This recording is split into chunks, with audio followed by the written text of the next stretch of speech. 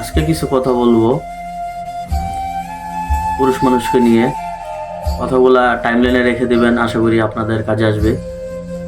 আজকের কথাগুলো হলো যে পুরুষ মানুষের দুনিয়াতে আপন বলতে কেউ নেই। তার কারণ হলো একমাত্র কষ্টেই আছে একমাত্র পুরুষ মানুষের আপন। কারণ মা বাবা ভাই বোন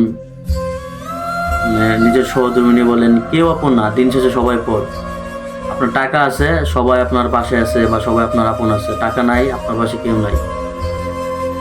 আর একটা পুরুষ যখন নিজের কষ্টগুলো শেয়ার করার জন্য আরেকটা মানুষের হাত ধরবে, ওই মানুষটা সব কিছু জানবে, জানার পরে কি করবে জানেন? দিন শেষে ওই মানুষটাই আপনার সাথে পোল্টি নিবে বা ছুরি আঘাত করবে এরকম। কারণ ওই যে ও আপনার দুর্বলতা জানে। সো পুরুষ মানুষের কষ্ট বলার মতো কেউ নাই, বোঝার মতো কেউ নাই। বলতে গেলেও সমস্যা, বুঝতে গেলেও সমস্যা। তো দিন শেষে পুরুষ মানুষ একা, আর সঙ্গী শিখা কষ্ট।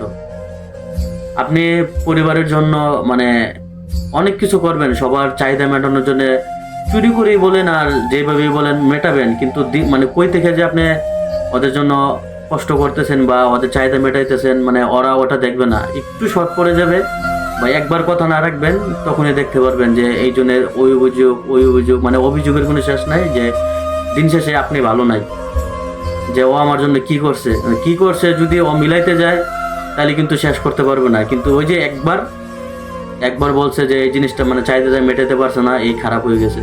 তো এটাই পুরুষ মানুষের জীবন। সবাই ভাবে যে পুরুষ মানুষের কাছে লাখ লাখ টাকা আছে, কারণ ওই যে বলার আগে চাহিদা মিটাই দে, কিন্তু কই থেকে যে আনছে বা কি করে চাহিদা মিটাইছে ওইটা দেখার বিষয় না তাদের। যে আগে পারছে এখন পারবে না কেন বা কেন।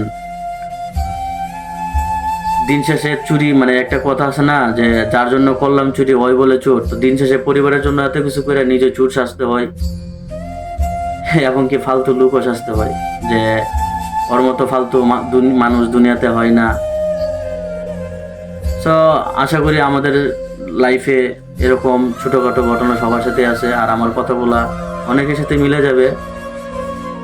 টাইমলাইনে রেখে দিবেন আর মিলেবেন আমার কথার সাথে কথাগুলো মিল আছে কিনা। ধন্যবাদ সবাইকে যারা আমার ভিডিওটা দেখেছেন। আসসালামু আলাইকুম।